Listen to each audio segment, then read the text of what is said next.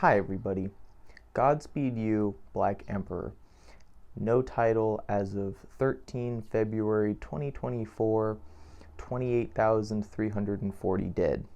Now, this, as with all talking of Godspeed You, Black Emperor, is a somber experience because they are inherently a political band, a DIY anarcho something band. And this album is really about that. Like it's the title of the album.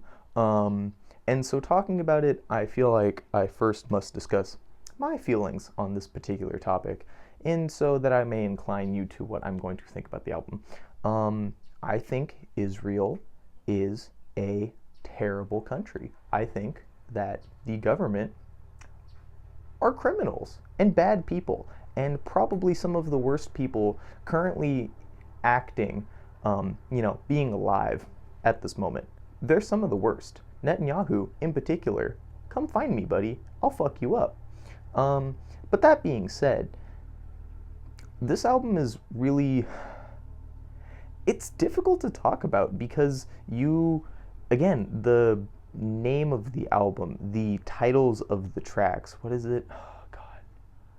Babies in thunderclouds, like skies full of lead or clouds made of lead, like shit like that. It's just depressing. But Godspeed You has always maintained this kind of hopeful optimism in their music, right? They can be describing the plights and horrors of capitalist imperialism while also giving you something to hope for. That's part of the reason I think they're one of my favorite bands, is because every album has at least one moment of hope and just a fucking wish that things get better. And this album both feels like the death rattle of that optimism, but also a reinvigoration of it.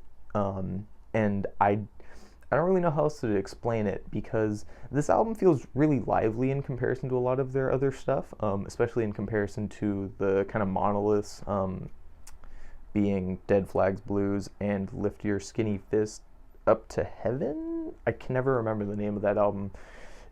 You get past 3 words in an album name, and I'm zoning out and I'm forgetting it immediately. But in comparison to those two albums, which are, again, very somber experiences with moments of hope, this one it sounds a lot more hopeful on the outset. Like, each song is much more full, the instrumentation is much more continuous. There are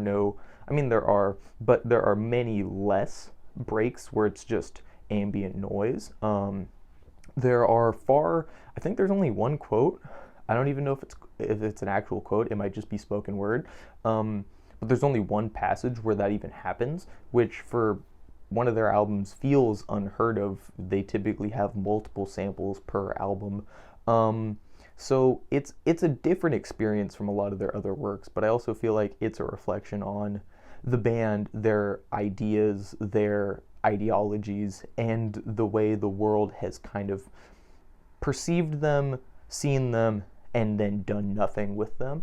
And I feel like, again, it's kind of that death rattle of, like, we've been about the issues at hand for so long, and they've only in many cases gotten worse. Like, for every step forward society takes, we take about 5 back, and this album really feels like that.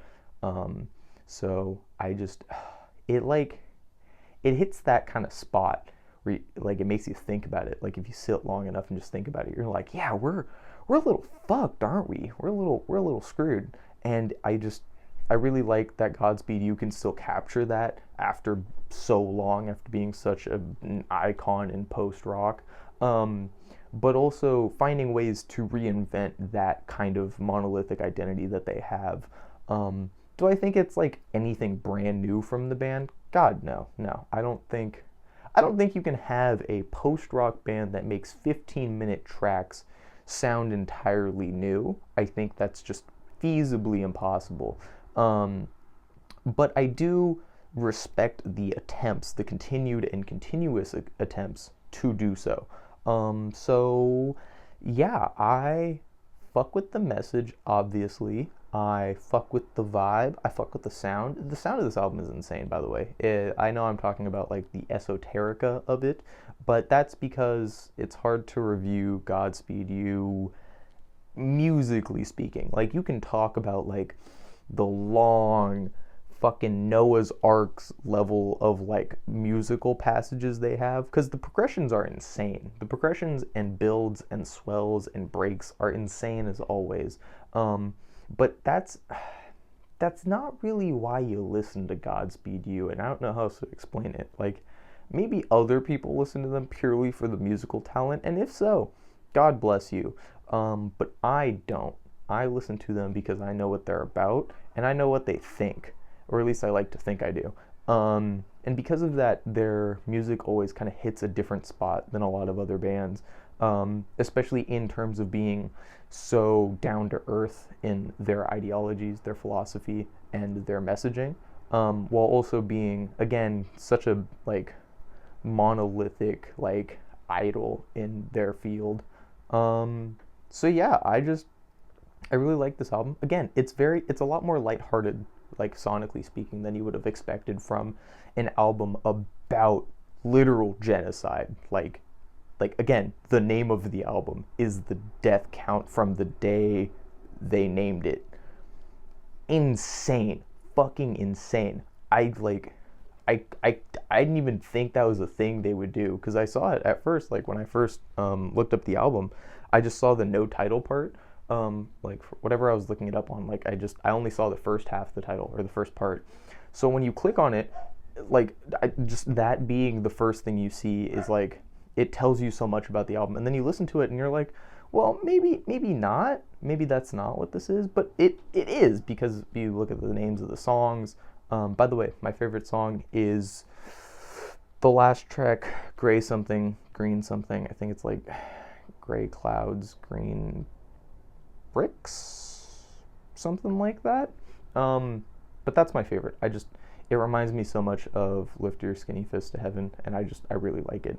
But again, it's such a melodic and lighthearted album without compromising on the dark subject tone of it, and I really appreciate that from them. I really like, it's really like inspirational to an extent.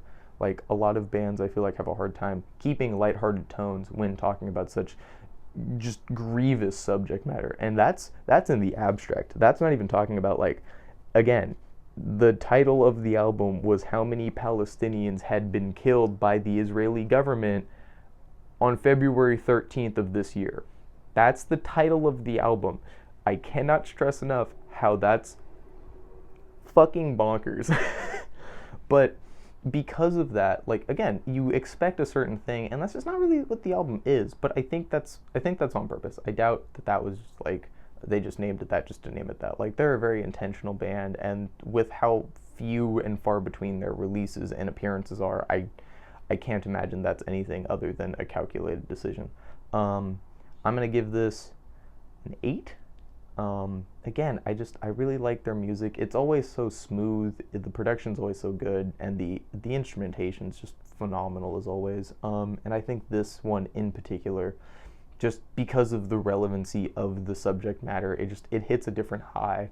Like, I think if I listened to Dead Flag Blues when it came out, I'd probably feel a different way about it. But like, I really like it as an album, but it doesn't reach that same emotional level, and I think that's what's kind of pushing this one over the edge for me. And yeah, go support Godspeed You. Go support Palestinians. Go support Gaza. And if you like Israel, you can go fuck yourself.